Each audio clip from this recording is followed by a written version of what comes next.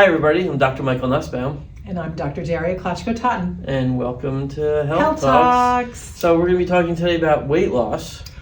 Very, very hot topic. Yes, absolutely. So there's so many injectables for weight loss that are out there.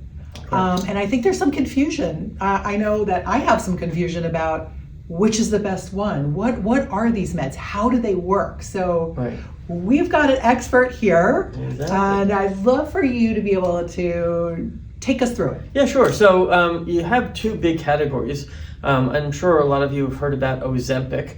Ozempic is not a weight loss medication. Unfortunately, some people are using it off-label. We'll talk about that in a little bit. But then you have Wegovy and you have Mounjaro. Wegovy is a semaglutide. Mounjaro is a tirzepatide. The semaglutides are GLP-1 agonists. The tirzepatides are GLP-1 agonists and GIP agonists. What does that mean? How do they work? Exactly. What does that do? So the GLP-1 agonist, semaglutide, does three things. Number one, completely eliminates your appetite. It's working centrally to make you feel not hungry. So brains. Exactly.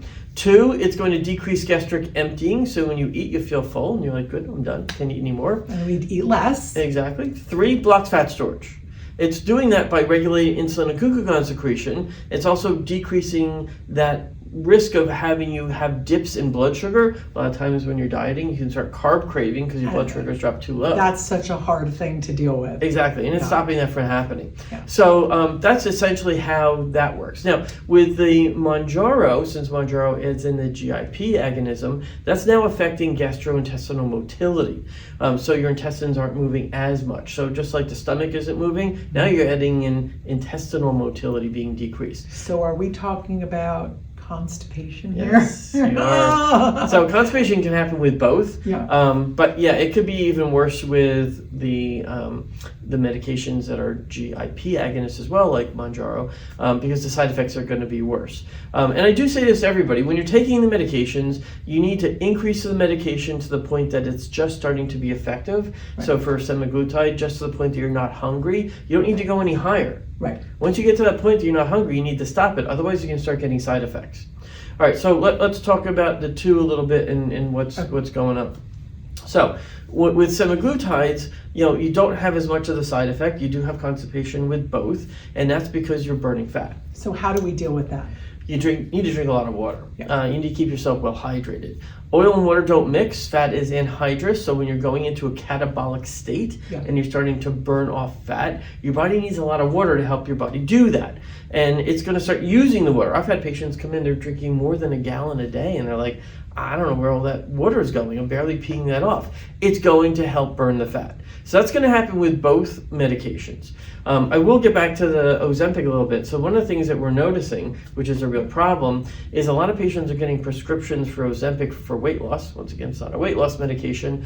And they're doing the diet on their own. And they're really just doing a starvation diet. Which is not smart. No, because what's happening is you're now losing too much muscle. In fact, you could lose more muscle than fat on a starvation diet just because you're taking Ozempic. So please don't do that. That's not what you want to do, because we want to build muscle. We want to be healthier with this weight loss. Absolutely. And losing muscle is not a great idea. Well, you're going to lose some muscle with any diet program you do, but that's why you need to be in a medically supervised program with a physician who specializes in medical weight loss and with a registered dietitian who can help calculate what your protein intake needs to be so you don't lose more muscle than you do fat.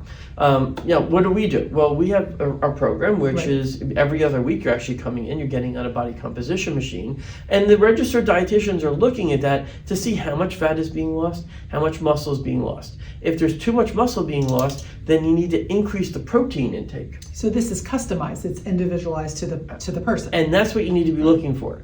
Don't just go to a doctor who's going to hand out the medications. We've actually had patients come in, they're getting their medications from eyelash places. Which is not good. And they're getting from their plastic surgeon or their cardiologist.